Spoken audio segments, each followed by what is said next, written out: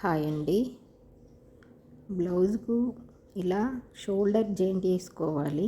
ఇలా shoulder joint వేసుకున్న తర్వాత ఒకసారి సైడ్ జాయింట్లు మనం ఎందుకంటే హ్యాండ్ జాయింట్ వేసుకునేటప్పుడు ఎక్కువ తక్కువ రాకుండా సైడ్ జాయింట్లు వేస్తాం చూడండి. సైడ్ జాయింట్లు వేసేటప్పుడు ఎక్కువ తక్కువ రాకుండా షోల్డర్ జాయింట్ వేసిన తర్వాత సైడ్ జాయింట్లను ఒకసారి మనం కరెక్ట్ ఉన్నాయా లేవా అని చెక్ చేసుకోవాలి. సైడ్ జాయింట్లు కరెక్ట్ పైన పాటు కింద పాటు చంక దగ్గర రెండు కరెక్ట్ ఉండాలి. కరెక్ట్ ఉంటేనే మనకు హ్యాండ్ జాయింట్ వేసేటప్పుడు ప్లస్ గుర్తు వస్తుంది, కరెక్ట్ వస్తాయి హ్యాండ్స్. ఇలా సరి చూసుకోవాలి. టూ సైడ్ అలాగే కరెక్ట్ ఉన్నాయా లేవా అని చెక్ చేసుకోవాలి.